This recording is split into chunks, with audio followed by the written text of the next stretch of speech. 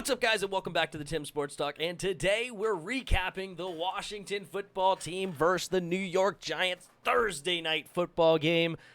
And the Washington football team squeaks by in a nail-biter, 30-29 over the New York Giants. Neither team wanted to win this game. Both teams were trying to hand it off to each other towards the end. I mean, it was a wild game. So we'll start with, let's just start with the positives again. We did it last week, and we'll do it again. Taylor HEINICKE looked like a star, man. He did have the unfortunate pick at the end of the game. As I said, both teams were trying to lose the game, it seemed like. But I don't know why we were passing the ball in that situation. But other than that, Taylor HEINICKE was really awesome. And he fed Terry McLaurin. Terry McLaurin, big day, 11 catches, 107 yards and a touchdown, 14 targets. That's exactly what we should do every single week. Try to target this guy as much as possible. Granted, the interception did come against a target against Terry. Terry had to avoid the linebacker, and then that allowed enough time for James Bradberry to jump underneath and catch the interception. But Taylor HEINICKE, dude, that incredible drive in the fourth quarter, 2 plays to a touchdown. What a dime to Mr. Ricky Seals-Jones in the corner of the end zone. What a beautiful, beautiful dime. Just right where only he could catch it. He high-pointed the ball, got both feet in bounds, touchdown, Washington football team. Antonio Gibson ran well again, 13 carries, 69 yards. That's over 5 yards a carry. But I would like to see us run more. Come on, 13 carries. Let's get that closer to 15, 20, especially in a close game. I think we went a little bit too much to the pass, especially down the stretch, and I think we needed to run the ball a little bit more. J.D. McKissic, great play. The other play on that big drive that we talked about, that the 2 plays, was to J.D. McKissic. He caught a nice chunk play of 56 yards. That was awesome to see. I'm glad we got him more involved in general. He scored the rushing touchdown for us today. Last week, we only got him 1 carry, I think, for 1 yard, and I think we targeted him 1 time in the pass game. We did a much better job of getting the ball to him this week and getting him involved in the game. I like that. DeAndre Carter seems to be a solid kick returner for us. I'm glad we kept him. I wasn't a big fan prior, but at the same time, he's proven me wrong. I'm happy about that. Let's see. Anything other positives? Cam Curl seems to be our best defensive player. We should play him more. I like that. There's just not a lot of positives on the defensive side of the ball. We're gonna get into that, but it's just true. We got off the ball. One thing is that we got off third down a lot better last week. After last week, we went 14 for 19. This week, it was only 4 for 12. So definitely forced them to get off the field on third down a lot more. Unfortunately, those didn't come until later, and then they were in field goal range. But at least we did a lot better job than we did last week. And, yeah. That's pretty much the positives. And before we get into the negatives, let's, some people criticized me last week for not giving credit to the Chargers. The Chargers played a great game. And I'm going to say the same thing to the Giants. The Giants, I thought, played a solid game. Their offensive line is just bad. They're just bad, but at the same time, they held up enough to give Daniel Jones enough time in the pocket, especially for the first 3 quarters of the game. Daniel Jones started this game off 20 of 25 through the air. All right, he was slicing and dicing us. And there was a drop pass by Kenny Golladay that could have been an easy grab. And it was a good performance from Daniel Jones. He did get sacked 4 times, which is too many times, but at the same time, he has a terrible offensive line. He just does. But there was at one point that the defensive line, it was Daniel Jones' first 10 dropbacks. There was 3 sacks and 6 QB knockdowns. The defense was getting after him, but at the same time, yet he was somehow so comfortable in that field. Daniel Jones absolutely destroyed us in the run game. Destroyed us. Whenever he pulled it, we had nobody to contain him, which is just mind-boggling, especially after a couple of them. It's like, okay, maybe 1, 2, all right, you got us. Let's not let him do it again, especially with Saquon Barkley not really looking himself. Saquon Barkley got a majority of his yards on 1 play, which was a nice run. He got a cut back to the right side and ran up the sideline. But outside of that, we bottled up Saquon Barkley pretty well, especially with the interior of our defensive line. But Daniel Jones, he should have had a huge touchdown. We got lucky with a holding call downfield by Board on Will Jack. But Daniel Jones, the legs were absolutely destroying us. He ran one in from the 6-yard line, and we had nobody in the middle. John Bostic just vacated the middle of the field for some reason and allowed Daniel Jones to run it right in. The receivers for the Giants were solid. Shepard and Slayton had really good games. As I said, Galladay had a drop. He didn't have his best game, Galladay. They tried to get him the ball, 8 targets, but he wasn't catching it. There was either good defense and he wasn't getting separation, or he had a drop pass. Darius Slayton absolutely destroyed William Jackson up the left sideline, not even with a double move. He just beat him to the end zone, just full-on sprint, and Daniel Jones threw a beautiful pass and got it. Anything else positive? The positive on defense, they did have that night's interception. James Bradbury came away with the interception. They only had 1 sack by the rookie, Azeez Ojulari. But the Skins offense moved the ball pretty well. They had a few many penalties the defense did. They really cost them the game because of that bad false start, or neutral zone infraction, I should say, on that field goal. If it wasn't for that, this game would have been the Giants win 29-27 because the kicker missed another field goal, but he got a second chance and he made the second one, and he tried to miss it. I mean, that thing almost went outside again like he did the first one.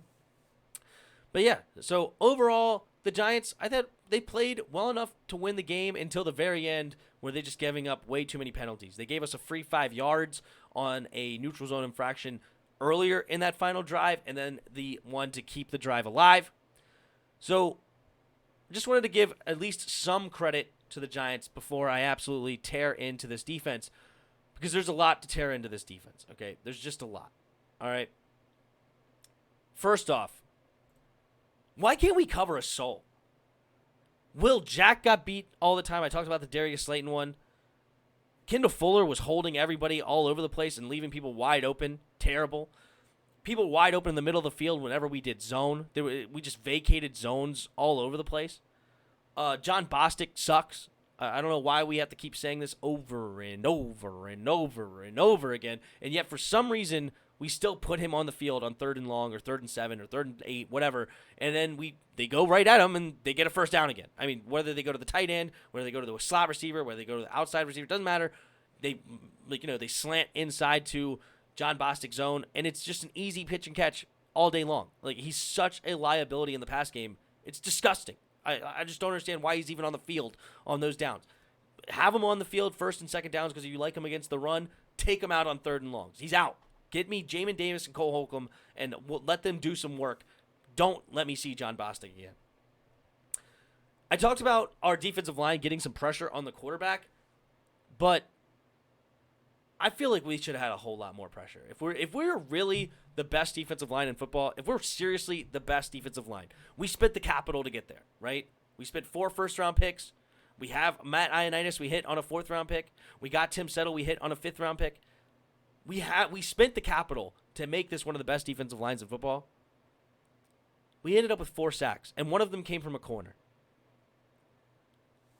And Daniel Jones, even though he was getting hit maybe after he threw, he still was having a clean enough pocket to make a nice throw. We weren't doing enough to make him scared, make him nervous, make him think, right? And, of course, Chase Young had a horrible penalty early in the game to keep the first drive alive. Like, he just drove him right into the ground. You can't do that. You got to know. You cannot put your shoulder into the chest plate of the quarterback and drive him into the ground. The ball's gone. Hit him and move on. If you just hit him there, it's over. But instead, he drove him into the ground, and you can't do that as a defensive lineman. You got to know better than that. You got to. I just feel like the defensive line, if you look at it statistically, you may find that they played it okay. But if you actually watch the game, Daniel Jones just had too much time. He really did. Somehow. Even with the stats, it's just a feeling you get when you watch the game. It's like Daniel Jones comfortable. As I said, he started the game off 20 for 25. 20 for 25. It's just frustrating. And there was one play in particular that we actually sent the house. We blitzed hard.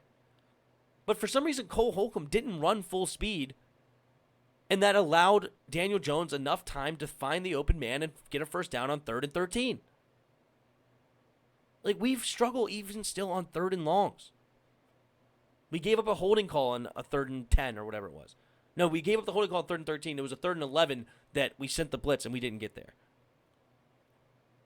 Like, get there. And that would have made them not in field goal range. They ended up not getting the first down, but they got an 11-yard play on 3rd and 15. That's what it was. It was a 3rd and 15. They got an 11-yard play, and that made it a 55-yard field goal instead of a 66-yard field goal. That would have forced a punt.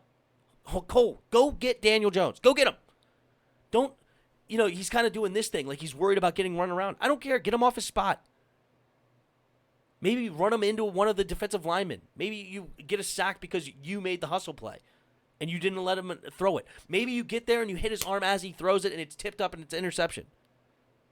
But instead, since you didn't go all out, you didn't give it 100%, then you don't end up with the interception, right? Or you don't end up with a bad play. There's one play in particular that I want to go over eventually, but I'm trying to save that for later because I've never been more angry, and I may do that now. We may get into it now because is there anything else I want to talk about? Hopkins missed another 48-yard field goal. It says 3 for 3. He got lucky that we jumped off sides. He missed that game-winning field goal. Thank God he made the second one, but he missed it. That offsides did not affect him. It's not like, sometimes the outside guy gets offsides and then he affects the play because he's way in the backfield. No, it was in the middle of the field where the guy jumped a little bit, and it was still not an easy kick, but you get the idea. It's like it still was an unimpeded kick. He just missed it right, which is another missed field goal. It doesn't count in the books, but that's 2 missed field goals now in 2 weeks. That one was from 48. The last one was from 53. See, as I said, DeAndre Carter, not bad. Four returns, 83 yards, 27 average. You get past the 27 or past the 25, that's good on average. Landon Collins got freaking dusted again by Daniel Jones. He overcommitted to the run, allowed Daniel Jones to get the outside, and that was the touchdown run that got called back, fortunately for us. Jonathan Allen probably had the best day on our D-line. He did end up with 2 sacks. He had 3 tackles for loss. Jonathan Allen, totally worth the money. So I guess he was probably the best defensive player actually that played a lot. Him and Cameron Kroll are the 2 better ones. St. Juice, he got beat. He's a rookie. He got beat a couple of times, but he had a couple of nice plays. He had one against Darius Slayton on the second-to-last drive for the Giants where they were trying to take the lead, that he knocked it away to force the punt, which was nice. I liked that. And, yeah. Now to the final guy that I want to talk about. The final guy. And it's this guy right here. Chase Young. Chase Young was not getting double-teamed and not getting triple-teamed at a super high rate. He wasn't. And I happened to pick a play where I was like, you know what? This play, I'm going to focus on him. He went one-on-one with Andrew Thomas. One-on-one. And got absolutely stonewalled by the quote-unquote bust named Andrew Thomas. And it was one-on-one. And he, gave up on the play. He got beat, and he just gave up. He didn't even continue to spin or do anything to keep hustle. He tried to get to the outside, then he jabbed inside, and then he gave up. Where's that great drive, the great energy that he portrays in all the other plays, right? Or all the other, at least off the field, like in interviews and stuff. He's like, and he's on the sideline. He's high energy. He's this. He's that. Where was that play? And that leads to the very next play. The very next play that I could have tore his head off. That I was so upset, so upset. It was. I want to say it was right before one of the field goals. Let's take a look here. It was right before one of the field goals in the second half. I want to say maybe this one. It was when Daniel Jones scrambled. Yeah, it was right here. It was a 3rd and 15 from the 48-yard line. If we get a stop here, that's a 65-yard field goal. That's too long for it, right? Or 66-yarder, roughly. Somewhere in there. Yeah, because it's 8 yards. So 66-yard field goal. Chase Young was on the right side of the line, and he got pancaked, just put on his butt by the tight end. The tight end chipped him and put him on his butt. What does Chase Young do? He sits on his butt in the middle of the play. Just gives up. Just gives up on the play. Unbelievable. He's just nonchalant. He ends up on the ground, and he's sitting there. He gets up and kind of looks around, and then next thing you know, Daniel Jones is running right where his gap was supposed to be. Get up. Keep pursuing. Keep doing something. That 11-yard scramble allowed them to get a field goal. As I said, maybe he tackles him for 3 yards. Instead of a 66, that's a 63-yard field goal. They probably don't make that. Graham Gano was barely making them from 55. He was barely getting it over. It's not like he has some super strong leg. We know he's been here before. Why in the world is he just sitting on his butt? I'm gonna highlight that play on another video because I couldn't believe what I saw. I was so irate, so upset, so ticked at that play. I couldn't believe it. He has got to get up and make a play on that. You are the second overall pick. You are the second overall pick. You're supposed to be the heart and soul of this defense. You're talking about the in the practice. With Jamin Davis. Oh, you always run off the field. I don't care how tired you run off the field. Because that's who we are. You never know how important it is to keep hustle. You gotta run off the field, Jamin. Yeah, and I gotta be the example. I run off the field every time. I keep my energy up. I keep it going. Bro, you just talk now? You just talk? Is that real? Did you actually feel that way? Or are you okay with taking plays off? You get put on your butt by the tight end, and you take the play off. On a critical play that could have cost us the game because that's 3 points in a 1-point game. Could have lost by 2 because you refused to get up.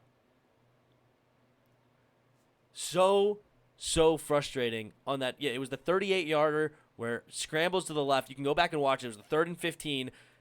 Chase Young got put on his butt, didn't get up, and Daniel Jones ran right where he was supposed to be. Right where he was supposed to be. I feel like this is the other one that was a big play here. Yeah, this was the 8-yard catch. It was a 3rd and 11 at the 42. That's a 59-yard field goal attempt. 60-yard field goal attempt. And that's the play that I was talking about. Cole Holcomb didn't keep running. He didn't keep the energy up. But, all right, so that was the negative. Pretty much. Oh, of course, the biggest negative. I touched on it, or not one of the biggest. That was one of the biggest negatives in my opinion. But, of course, I don't understand what Scott Turner was doing when we're up by 1 and he throws the football on 2nd and 7. When you have a running back that's averaging 5 yards a carry, over 5 yards a carry, you're 2nd and 7. Give him the ball another play. After that, if you want to try to throw for the first down, fine. But 2nd and 7, you're going to throw the football? What are you, freaking Pete Carroll and the Seahawks? Just keep forcing the Giants to use timeouts. Run the football. Maybe just 2 plays earlier, freaking Antonio Gibson gave you a phenomenal run, just a fantastic run of 11 yards, where he did a nice jump cut, made a dude move, and then he put a shoulder in the guy's chest and ran right through him for the first down. That's who you had running the football. Averaging over 5 yards a carry, and you decide to throw the football and we throw an interception. Come on, bro. Come on, Scott. Only 13 carries for Gibson, not enough. Not enough. But all right. All that being said, all those negatives, a couple of the positives, the Giants wanting to give it away, we won the game. We put a win in the column. And that's important. Because guess what? No matter how ugly, no matter how terrible, no matter how just pathetic in a lot of ways, blah, blah, blah, doesn't matter. Because that win counts the same whether you won by 1 or you won by 100. Nobody gives a crap. Nobody goes back and looks. If you end up 16-1, which we're not, but if you end up 16-1, nobody cares. Nobody cares that you won that week 2 matchup against the Giants that are now 0-2. by the skin of your teeth. Nobody cares. The fact is you did it. And we did it tonight. We came away with the win, right? Just like the Bucs did last Thursday night. The Bucs wanted to give it away. They had 4 turnovers against Dallas. They tried to lose that game, but they didn't. And they come away with the victory against the Cowboys. Same thing with us. And we got to keep doing that. Taylor Heineke showed a lot of guts, a lot of cojones, and I loved it. We got some stuff to correct. We got some stuff to work on. But tonight, we're winners. That's huge. Hail, baby. Hit the like button. Hit the subscribe button. Also in the description below, there's a Discord link. Hop in our Discord and come talk some football. And last but not least, there are donation links in the description below. If you feel so kind, you can donate to the channel. Hail to the Redskins. You saying it 4 times a day? Hail. And until next time. See ya!